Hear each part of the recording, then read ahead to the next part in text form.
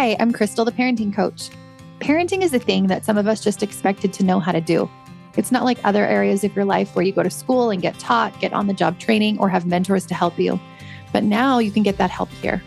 I believe that your relationship with your children is one of the most important aspects of your life and the best way that you can make a positive impact on the world and on the future.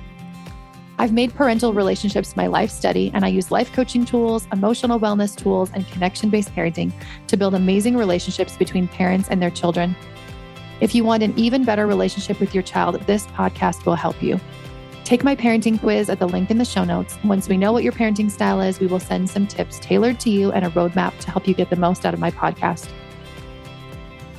In today's episode, you'll hear all about sharing stories, how it can be vulnerable, scary, hard, and confusing, but that it adds to understanding, compassion, and a better world when we do share our stories, even if we share them just for us. You'll hear about mental health journaling or mindful journaling and how it can help you heal. I'll give you specific journal prompts that you can use today. I will also share my story with my own neurodiverse children, the heaviness of how I felt years ago, and what helped in my parenting. In the end, I'm going to share what changes we've made over the past 5 years and how I notice myself respond from a totally different energy than I used to. And my most important part is at the very end. The 3 biggest takeaways that I noticed looking back on this vulnerable story that I share, what I noticed changed in me, and how that can help your own parenting journey right now. Welcome to today's podcast episode, My Story. You've probably heard me share my story several times throughout the podcast, or if you've been to any workshops or webinars with me. And I feel like I share it usually in kind of the similar way. I spew out some of the facts and a little bit about what happened and what I was thinking and feeling, but I don't get into huge detail about it. In episode 1, 2, and 3, at the very beginning of my podcast, like 2.5 years ago, I share more detail if you want to hear more about that. But I realized that over time, the way that we perceive stories changes and the way that we share stories changes. And I feel like I've changed. I feel like I've had 17 different iterations of myself in the last 5 years. So I wanted to share a little bit more of my story from a different perspective. This perspective being mental health journaling. So mental health journaling or thought work journaling for me has been really, really powerful in my journey. And it's pretty simple to do. There's a few different ways you can do it. You can just write out your whole story. With this one, all I do is literally, I just thought of a moment that was hard and difficult and challenging in my life. And I just wrote out in my entire story. And what I did, I feel like differently from this one, is I really tried not to stop myself from writing it all out, from being as vulnerable as possible, from being as open as possible, because I was just writing it out in my journal. And I wanted to express the bigness of the emotion that I felt and that I feel like my child was feeling also, and the heaviness that we really were in, because so many times in our lives, parenting is so heavy. I've had friends and family members die or divorce or have suicide, mental health crisis, end up in the psych ward. There's so many heavinesses. And I think that sometimes we just focus on the happiness and the light times. And we don't often talk about the heavy or the dark times. And I wanted to go back to this story and just share this story with you, and also encourage you to share your story. You don't have to share it on a podcast. You don't even have to share it with a friend. You can just share it in your journal. You can just write it all out, and write it out in a way that allows you to write out the bigness of it, to feel the feelings of it. After I did this, I found it so therapeutic that I did it again for other stories and situations throughout my life. Another way that I really like thought work journaling is to ask myself a question and then write out different answers. Like, what just happened here with this situation with my child? And then ask myself some really powerful questions. Like, what am I making this mean about me? Or what meaning am I attaching to this? Or what is really bothering me under the surface here? Or how do I want to show up in alignment here? What would that look like? Or what do I need most right now? Or if I'm feeling a heavy emotion, I'll have a conversation with that emotion. What message does this emotion have for me? Or something along the lines of, how is shame showing up here? When I'm deconstructing some sort of a belief, like right now, I've been working a lot on my money mindset. I have a money mindset and manifestation coach who's awesome. And I've been working through a lot of this. And so I've been asking myself a lot of questions about money mindset along the lines of, what do I believe about money? What do I believe about wealth? What do I believe about my ability to create wealth? What wealth stories were told to me when I was younger? And what wealth stories have I just kind of soaked in from other people? And all of these stories have been so powerful and so helpful in just helping me to decipher what's really happening in my mind and to be so much more introspective. So, all that to say, there's a lot of different ways that you can mental health journal, and I find it very helpful and healing. And we do this a lot in my retreats. But I really felt strongly that I wanted to share my story with you in this deeper, more vulnerable way. I've shared it in a more small, intimate setting, but I have never shared it on a big platform like this. I'm not going to share super specific details. And I also want to share that I've had very similar stories like this with each of my children since then. Some deeper, heavier, harder situations that we've dealt with our kids. And over the years, I can see my ability to handle them in such a more healed way than when I first started this work, that my response is just a little bit more paused, that it's a little bit more intentional, that the time it takes for me to, when I don't respond well, to process through that, to understand what was really happening and to go back and reconnect and apologize and move forward is getting much better as well. So I'm grateful for where I'm at, but I think I would not be here if it weren't for the heaviness and the hardness of the story that I started. And I also want to add this caveat that I know this, you might be thinking, this doesn't even sound that hard and heavy. I have so much harder and heavier, and that's okay. I believe what Brene Brown says when she says, we don't compare our suffering. There's no compassion for us or other people when we're doing comparative suffering. Like, oh, I shouldn't feel the heaviness of this because somebody else is feeling something so much more heavy. It doesn't take away from my heaviness or add or take away from their heaviness. In fact, I think that the more we allow ourselves to share these stories and to feel into these stories and to listen to these stories, the more human we get to be, the more compassionate, the more loving, the more understanding we get to be. So I hope that as I share my story with you today, you can feel into the heaviness and the hardness that I was at, and feel into the changes and that happened throughout those years as I share my story in a little bit of a different way. I'm standing in the middle of my son's room and I see red. The bunk beds are knocked over. All of the bedding and the mattresses are strewn across the floor. My favorite woven wall hanging is ripped to shreds. The pictures on the wall lay broken on the floor. My child is screaming, shrieking, yelling, breaking things out of control. What I'm thinking, I have no idea what to do. In that moment, I think of one thing: either him or I have to go. We can't live like this. This has to stop. It's too hard. It's too heavy. It's not good for anyone. I'm sure I probably yelled and screamed back. I can't even remember now. Everything is a blur. I run into my room sobbing on the bed. Parenting isn't supposed to be this hard. No one told me it would be this hard. Why do I have to deal with this? I remember feeling so many of those thoughts of, why is this happening to me? Why does this have to be so hard to me? I feel alone and unsupported. My husband is away at school 12 to 14 hours a day. We moved across the entire country. I'm not near anyone that I know and anyone that I love. We haven't yet settled into what feels like a support system in this strange new city.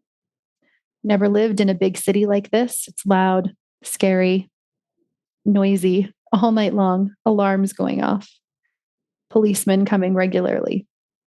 The house we landed in is full of dust and dirt. I can hear the mice in the roof as I sleep, and there's a patch of mold growing on the inside of the wall, inside one of my children's room. How am I supposed to handle all of this? I don't have the tools. I feel so alone and so unsupported.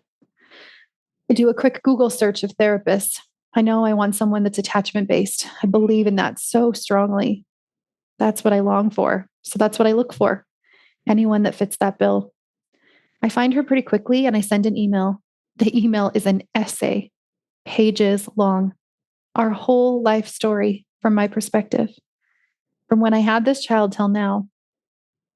All the things to do with this little child, why they're so hard, and what we deal with day to day. She says that she responds with only she works with only parents.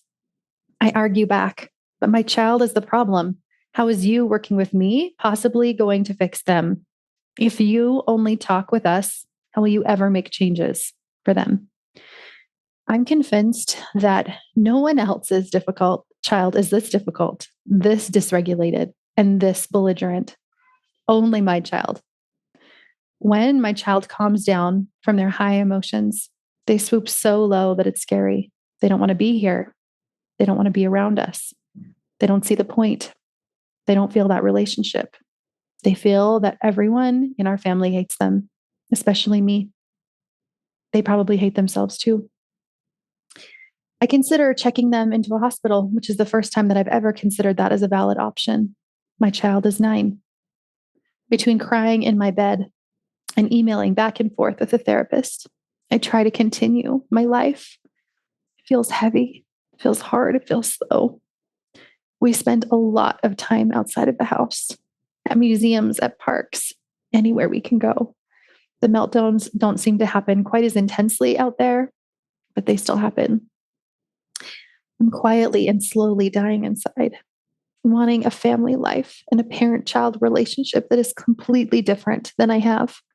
And it seems impossible. How can I deal with this for 9 more years of this child's life? I know that I can't. The answer always comes back. I can't. I feel like I've hit rock bottom. I think back to my little brother who was chronically ill, chronically mentally ill, chronically homeless, in and out of the psych ward. And that's the future that I see for my child who's 9.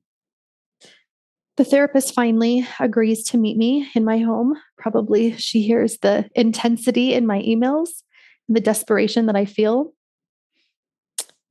I really want her to see how difficult it is at home so she can see and validate the behavior. She can see and validate what's happening inside of me and validate me about the difficulty that I'm going through because my child is surely the problem. I still firmly believed that at the time. I open the door, I immediately hug her and start sobbing in her arms. A perfect stranger. This is how broken I feel. We sit down, we talk. She doesn't talk to my children at all. But something starts to shift in that conversation. Something about the way she says things starts to change my way of thinking. Just a tiny little bit, just a fraction, a sliver. Maybe my child isn't doing this on purpose. Maybe it will be this way for a long time. Maybe it will always be this way. Maybe it's their brain that works differently than others. Maybe I should stop pushing, changing, controlling so much. She leaves me with a book. It furthers this change that I can feel. Again, just a tiny, tiny little bit. I start to see myself outside of myself. I start to see my responses to him, only in the smallest ways, but I just barely start to notice, to awaken to my responses. My inability to control my own self, to control my own emotions and temper. My inauthentic way of trying to connect with them. I see a scared, sad little child. I see myself too, overworked, alone, unsupported, and with no real tools. Only mimicking the behaviors that I saw in my own childhood. Things start to shift so slowly, painfully slowly. The next meltdown, I don't say anything. I hold my tongue. I leave the room and I cry.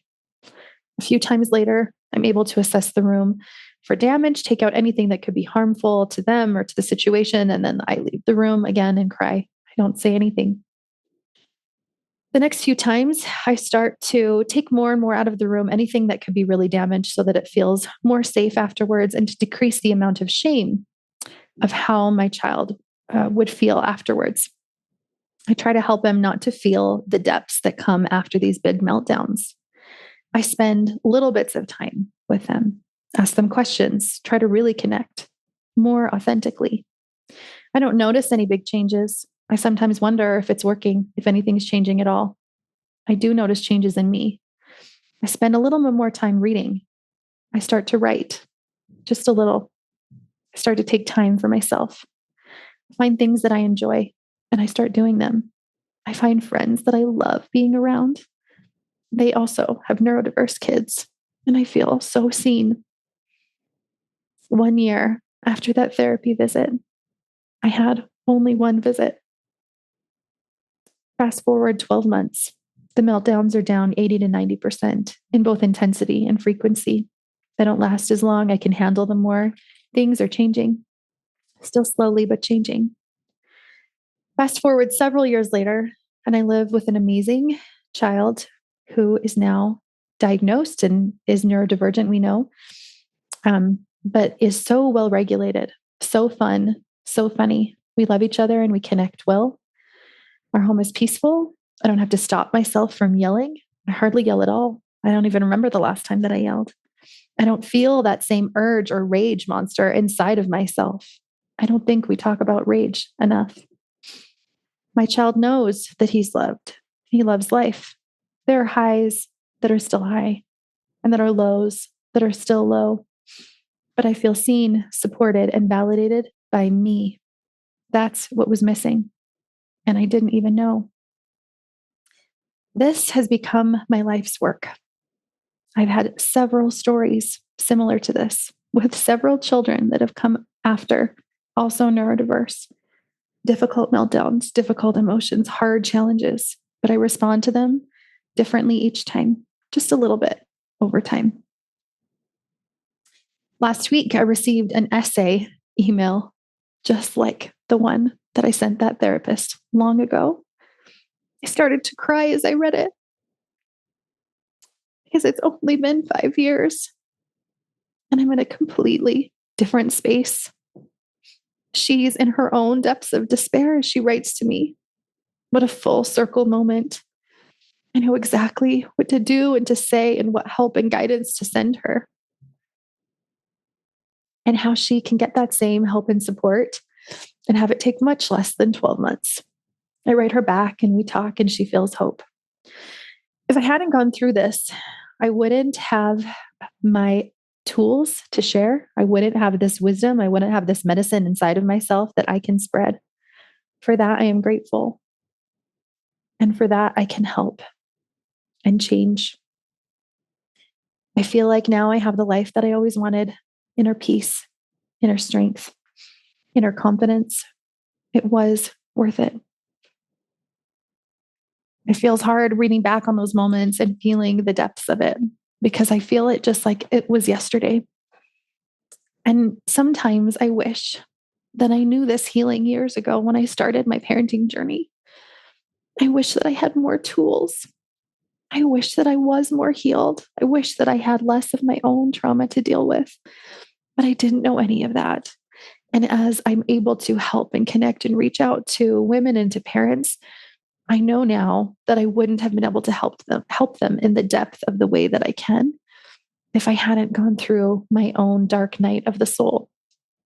And several since then, and probably several continuing. I can remember a few other stories. One, I was washing a sink full of dishes, watching two of my children in an intense fight, and I was so upset that I didn't even know what to do. I paused instead of responding. This would have never happened in the past. And I remember thinking to myself, what would I tell my client right now? And I knew the answer. The answer was nothing. I wouldn't do anything right now. Don't respond in the moment. I always say, don't parent in the fire.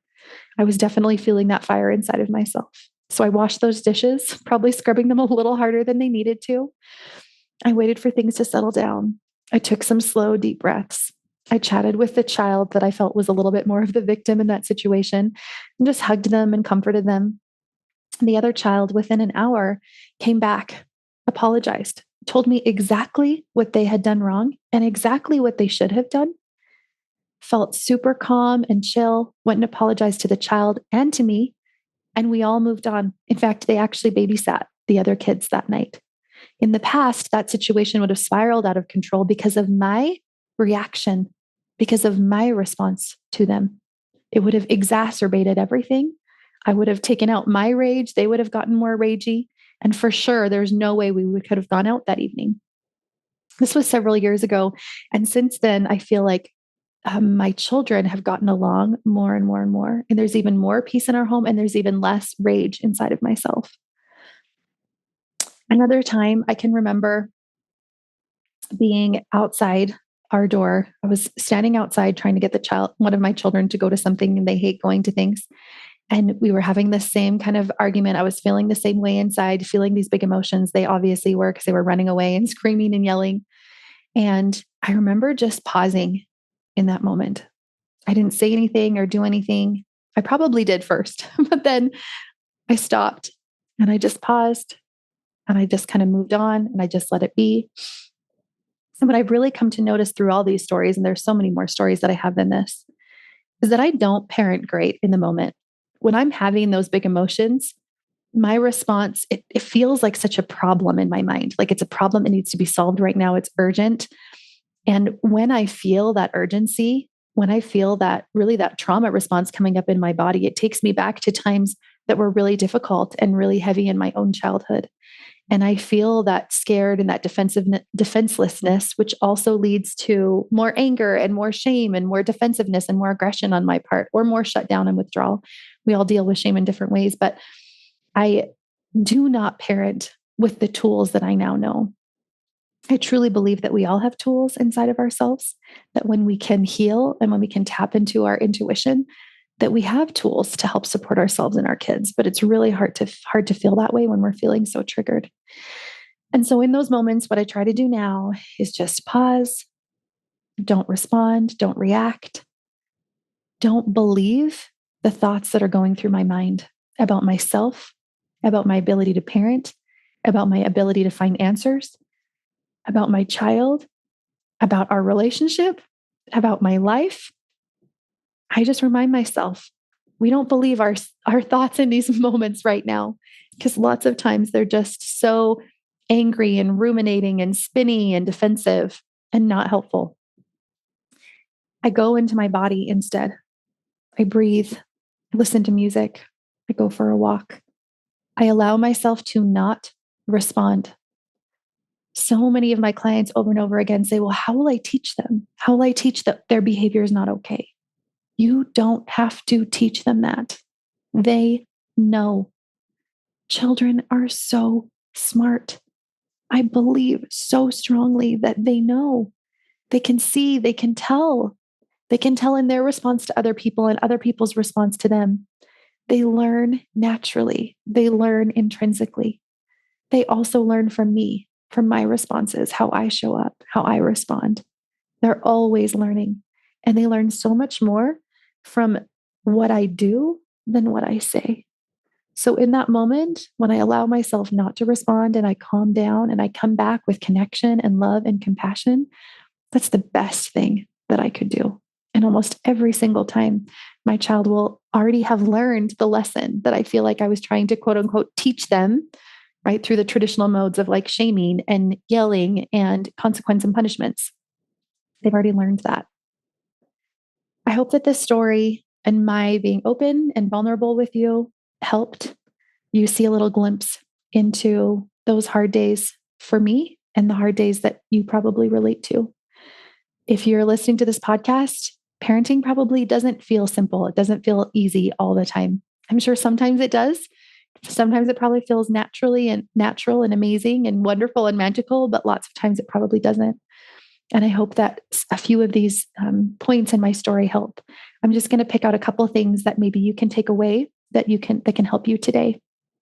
Number one is that I really thought that my child was the problem. I did not assess my own thoughts and feelings in that moment. I did not assess my own habits, patterns, trauma, all of those things. I didn't think about anything that was happening for me. I really thought it was my child. So one thing you can do is assess what is happening for me. How am I responding? What are the habitual patterns that come up for me over and over and over again when this happens? The second thing I did was I did something for myself. I did something that I enjoy that isn't even related to parenting at all, that was not related to building my relationship with my child. I just felt driven and guided to find things for me. I tried watercolor painting. I tried learning a new language. I signed up to learn how to do woven wall hangings. I just tried new things that sounded fun. I got books from the library and started reading again, something that I told myself I didn't have time to do for years. Finding time for myself was also crucial. And third, I feel like it was allowing and just having the patience and the space for the change to happen, not wanting the change to just be immediate. I mean, obviously, in those moments, I probably did want it to be immediate, and I probably felt like it was happening too slowly. But now looking back on it, I can see that true change and true healing takes time. Young Pueblo says that healing is when you notice that your response is different than what it used to be. When you can gain awareness in that moment, either to change your response or to not respond at all, then you can know that you're in a more healed space than you used to be. And I can truly feel that way for myself. So I hope that this story helped you. I would love for you to share my story with others and also share your story with me. I would love to hear them. I love receiving emails and messages about this work. I hope that was helpful for you. And if there's anything that you would love to hear on my upcoming seasons of my podcast, either in this season or in season 8 or 9, if there are things that you're really struggling with right now and you would love to hear more insight on them, I would love to get those messages as well. Thanks for listening, and I will see you next week. Thanks for listening. If you'd like to help spread this work to the world, share this episode on social media and tag me. Send it to a friend or leave a quick rating and review below so more people can find me. If you'd like more guidance on your own parenting journey, reach out.